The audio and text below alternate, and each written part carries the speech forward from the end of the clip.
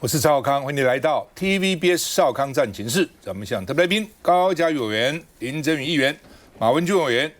鍾佩君議員。好，我們看川習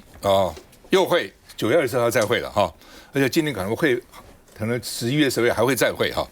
那就有人擔心美國會不會改變對台灣的承諾啊？最早的時候，美國跟我們中華民國是簽有中美共同防禦條約的因為那個韓戰起來了。後來呢，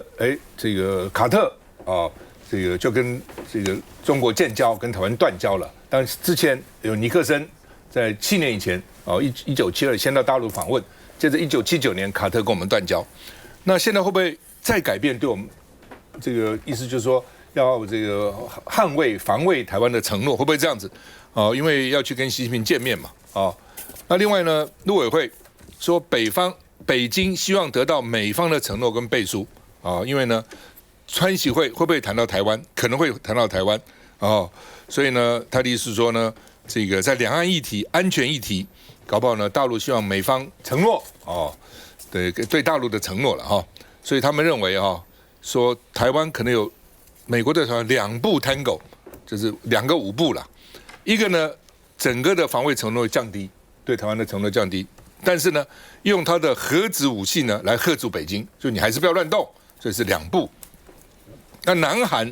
主要因為最近川普對南韓很不滿意，說我們要封鎖荷姆茲海峽，叫你幫助我們。南韓說不行，我有50%的这個能源經過荷姆茲海峽，所以呢，南韓呢這個不太願意甩美國。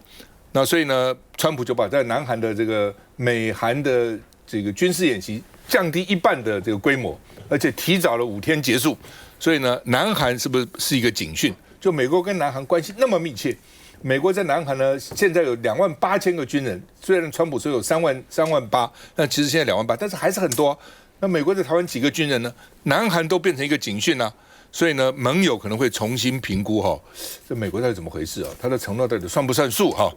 所以呢，這個尤其他跟金正恩說是好朋友，而且要見面，更讓亞洲的盟友不安。就是他講說，做美國的朋友很難，但是做美國的敵人呢容易得多那另外呢，美國智庫也是說，美國的軍艦通過台灣海峽的次數也減少川普第一任期28次通過台灣海峽，拜登31次，但川普第2任期到現在也快1半了，只有3次所以呢，你自己想想看這個比第一任期少了至少50%所以這個美國到底會不會答應你的事，到時候不算數。我們看一下，美國總統川普5月訪陸後，隨即敲定川習2會，而大陸國家主席習近平也預計要在9月回訪美國，與川普舉辦高峰會。外界也關注未來的川習會中是否會再度談論到台灣跟台海議題。陸委會副主委沈有忠也有最新的說法。川習會，我想可能跟5月份的這個部分談的還是一樣就是說，美國還是希望在經貿議題上能夠有一些突破。那中國很可能會希望說，在這個兩岸的議題，還有在安全的議題上面，得到美方的一些承諾跟背書那我想基本上應該都還是處在各說各話，目前看起來是這個樣子所以雙方是建立了一個對話的平台，而不是企圖要在這次的見面去解決一些分歧。沈有忠分析，美國希望在經貿議題上有所突破，而中國很可能希望在兩岸議題、安全議題方面得到美國的承諾跟背書，基本上應該都還是各說各話。至於習近平是否會在9月23號出席聯合國大會進行演說，陸委會也表示會持續關注。好，那麼媒體也說，共軍從武器競賽轉向體系作戰就層次更高了那賴清德說明年國防預算呢第一次破兆，很多錢的馬英九的時候就3000億蔡英文的時候也不過就是3、4千、4、5千，現在就要破兆了。賴清德說，雖然預算增加，但是戰力的核心是人，所以會持續提升國軍的待遇那另外呢，蕭美琴也說，無人機的戰力要建立，刻不容緩。不讓北京誤判說台灣沒有要維護自己的決心所以呢，蕭美琴也是希望朝野支持特別預算因為除了這個1兆的國防預算呢，還有無人機的預算那現在中美有1.5軌的對話，所以中共說我們要恪守不衝突、不對抗的底線來，這個馬委員怎麼看？賴清德總統說要好好的善待軍人，這個是假的，因為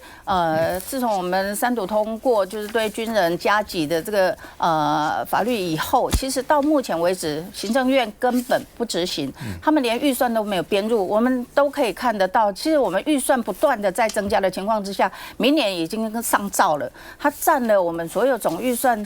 可能幾乎1/3，因為你還有其他之前剛通過的，今年剛通過的，甚至1、2兆的這個國防預算，可是全部都沒有想要幫軍人加薪。這個部分其實讓很多軍人其實是不是有決心，或者會願意一直投入去保家衛國？我覺得這會是一個很重要的信心打擊，因為我們也常常接到陳情，像有一些他自願到離島，比如說到金門馬祖。過去其實大家不太喜歡去所以會申請到那裡去，有很多其實是經濟上的考量。可是現在我們為了要讓他又有一些政策出來說如果你在那裡待了6年以後，那你可能就要調回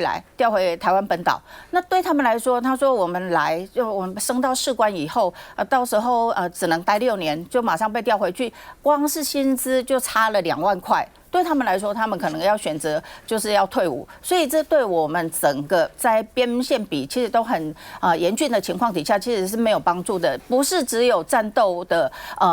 部隊其實是辛苦，像現在後勤，你看我們的那個強度那麼高，我們的戰機也好，我們軍艦也好，我們的戰車也好，其實它在都很需要像類似後勤的人力。可是你在一個人要做3、4、5個人的，我們也常常接到就是要做很多人的業務。甚至有些他可能還有請產假，還有育嬰假，因為男生可能也有育嬰假，所以變成一個單位裡面，他只剩下1個、2個，他們要做很多的業務，他們甚至都沒有辦法承受，所以他們不辛苦嗎？這個部分如果賴清德總統想要照顧軍人，這個部分不是只增加國防預算，怎麼樣要去增加他的福利，馬上就可以做，因為法已經通過了，這是第一點。第二個，我們一直在講無人機，其實從過去到現在，我們的聯合作戰這樣的概念，從美伊戰爭不是現在的伊朗，而是在伊拉克的時候，那個在可能在2003年的時候，美伊戰爭的時候，其實我們自己的10年建軍規劃裡面就已經把聯合作戰這樣的概念把它納進去了，不管是 AI 也好，或者我們的通訊各方面的指揮體系後勤全部都把它納入一致的管理。可是這過去的10年、10幾年，我們的成果到底怎麼樣？你現在又突然說，這個很重要，那過去都已經在做了，那你過去編了那麼多的預算，執行了那麼久，那它到底成果怎麼樣？是哪裡不足？你現在要編上兆的預算，又說，要整合這些，所以這個部分我們還是希望國防部要把就是我們賴政府要把錢用在到位的地方。那另外還有，我們看到我們現在川習要2次會，那陸委會只會說，大家各說各話，其實他說的是多餘的。他們每一次的碰面，其實可能都會對他們自己雙方的利益需求是會達到一定的一個目標方向。那所以現在美國其實它是務實的面對北京，我們好像在不斷的升高衝突以外，我們沒有辦法好好的，台灣沒有辦法好好的去面對大陸。我們現在這樣的衝突，它明明是離我們最近的，而且對我們可能不管在威脅或合作方面，其實它都是有高度意義的。可是我們卻選擇只有對抗。那這個部分，我們還是希望對話才是一個根本的解決之道。那嘉宇就是說這個川習2會會不會把台灣犧牲掉，台灣的利益那另外就是說，賴清德說人最重要，人最重要。但是立法已經3讀通過了，給這個職業軍人每個月加3萬塊，賴清德也不願意去執行，你怎麼看？這個川習會當然台灣議題一定是一個談判的一個議題之一但是會不會成為交換的籌碼？我覺得倒不至於，因為川普他就商人出身，他算得非常的精。這一次的川習會主要就是要為他的期中選舉來鋪路。那這個期中選舉他最在意的就是經貿的問題，就是說美國經濟大部分的人民的感受就是通膨嚴重，然後賺的錢沒有以前的多，東西又變貴了等等。那川普現在沒有讓經濟更好，所以川普希望說，中國你要來大舉局的採購我的農產品啊，我的大豆啊，等等等。那之前談的這些，你有沒有做到？甚至在談判之前呢，川普還加徵了這個中國的關稅7.5%產能過剩稅等等，也使出了殺手鐧。而且美國手上也有牌啊，我也有這個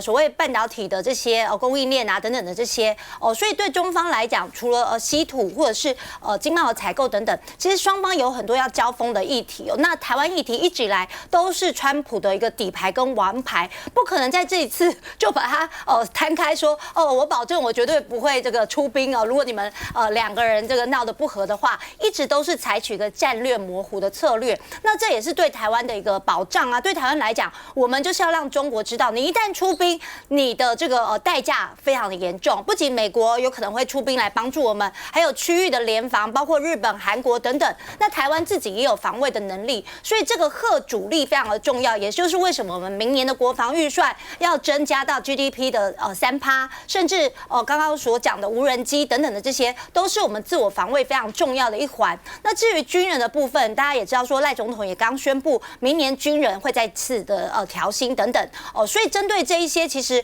過去一直以來對於這些軍人的加給等等，政府也都一直在努力希望所有的公務員大家都一起為國家來去付出跟努力都能夠一起跟着我們的 AI 的成長，能夠一起的調薪。那我想這個如何補充國防的戰力，讓這些軍人們他能夠感受到尊嚴，還有實質的薪資，我覺得這個也是政府必須要做。這個沃爾曼這篇評論最值得被關注的不是他能不能夠精準的預測川普，而是說這個台灣能不能變成一個談判籌碼，已經是在華府的政策圈是一個可以公開出來討論的想法。那他是這個大西洋理事會的戰略顧問、高級顧問啦。不過這是他的個人評論，不是白宮的文件。然後當然也不能直接解讀成說川普已經打算放棄台灣。可是同樣的，民進黨政府也不能總是用那一句這個美台關係堅若磐石來忽悠民眾。川普的外交邏輯非常清楚，美國優先、利益優先、交易優先。可是他看待盟友的方式，不是說彼此有多少的共同價值，而是你這個盟友你能夠為我做多少，你能夠給我什麼，所以這筆合作才對他來講是不是划算？那麼這一場這個川習會，只要談到關稅、談到稀土、談到這些議題，你就可以想象台灣的部分是完全不可能被排除的。所以真正的問題不是台灣會不會出現在談判桌上，而是台灣能不能避免只是一道被別人決定價格的菜。那這個兩部Tango 反映出美國戰略圈的一種非常現實的思維。美國希望台海不要發生戰爭，可是不代表美國願意不計代價的替台灣直接參戰。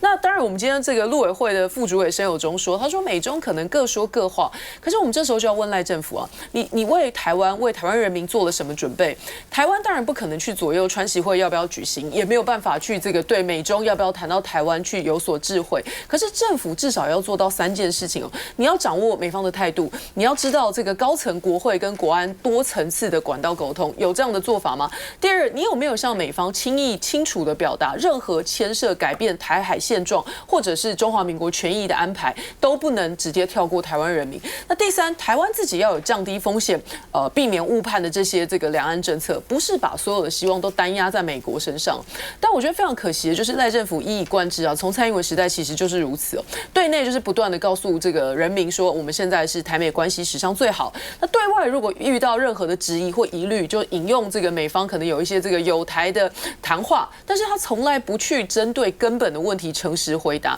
就是川普政府到底是怎麼樣看待防禦台灣這個問題，還有美國的安全承諾有哪些條件，或者是當美國去談判經貿利益跟台灣安全一旦發生衝突干戈的那一刻的時候，民進黨政府有哪些備案？這些都是我們沒有辦法誠實看到，所以看起來就是不斷的這個自我催眠跟沉醉，關係最好，可是實際上的驗證，我很擔心它不堪一擊。休息一下再回來。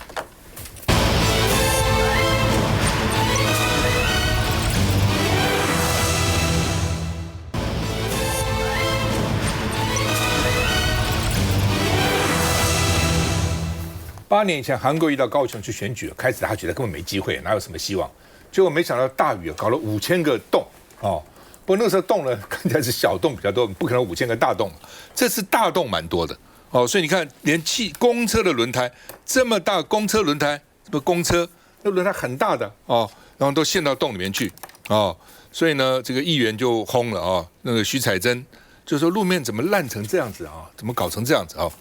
那另外呢，這個網絡就諷刺說，哎，爛習慣了啊，反正也不是什麼稀奇啊，只是平常呢沒有下雨的時候你不知道而已哈。那另外呢，盧秀燕就調了27部抽水機到高雄去幫助高雄去救災了哈。他說救人第一，同島一命，不分藍綠哦。所以呢，台中那這次這個雨水那麼大呢，那就抽調27部抽水機。然後呢，這個盧秀燕說，讚美陳其邁向台中求援啊！你現在需要你管他跟誰求援，你就抽水機來比較重要嘛。說領導人要勇於開口解決問題，而不是推責任啊。那另外呢，這個柯志恩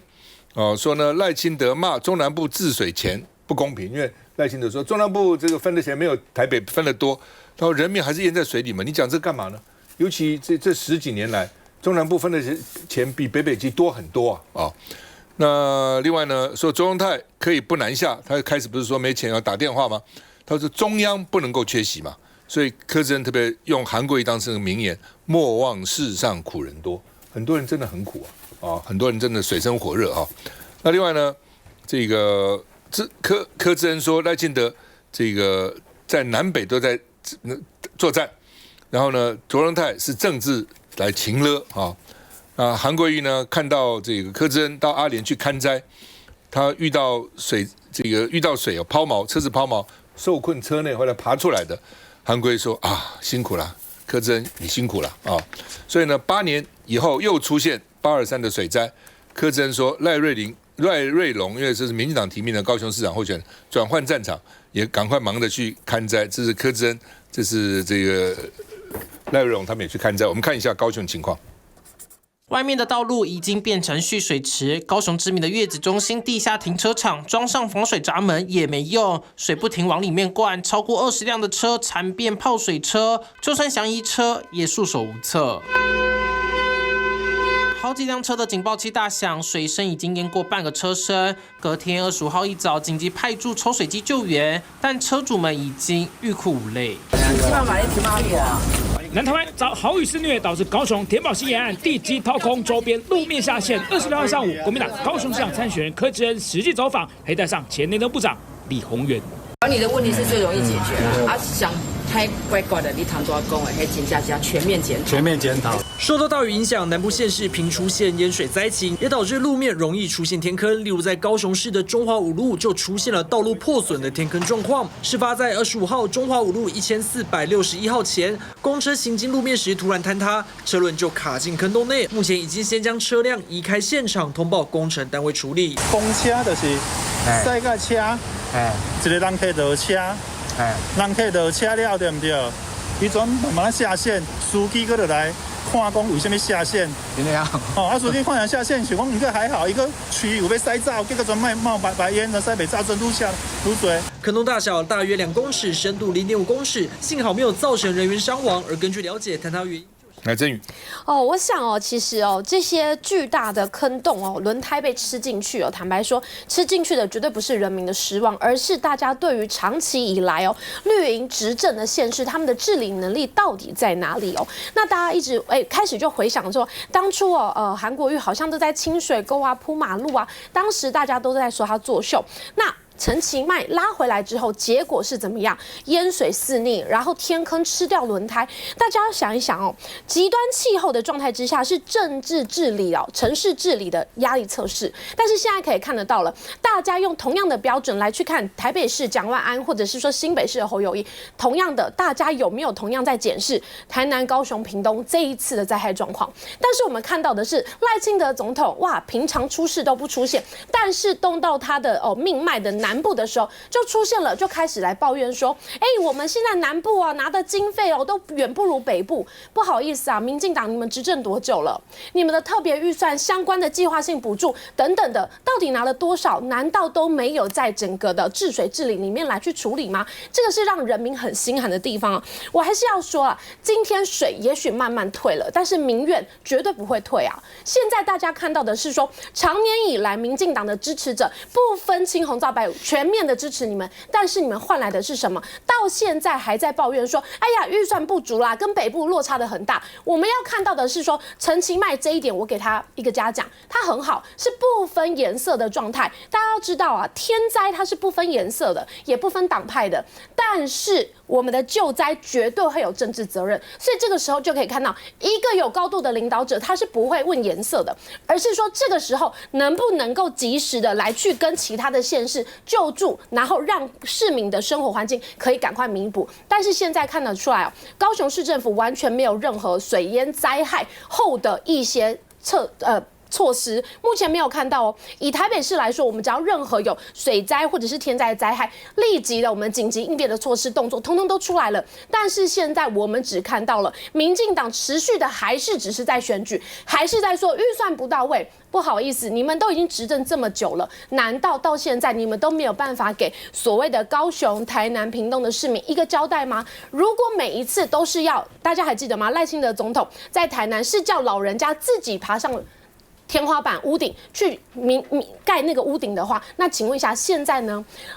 陳其邁啊，他現在這樣子做，我還是要說，水退了，民怨是不會退的，政治責任該負起來，該去檢視的要去檢視起來，市民大家沒有辦法再去忍受你們的政治操作。8年前韓國瑜那時候就是遇到高雄大雨嘛，然後後來炸出5000個天坑，那他就是一戶一戶去看啊，到底發生什麼事。然後就發現，就是高雄都沒有，很多時候沒有清淤。然后另外就是為什麼會有天坑呢？就是因為高雄的路面底下有很多，比如說雨水相含啊、污水相含有破洞，破洞遇到大雨來的，那水滲進去之後，就造成這個路基掏空，然後整個路面就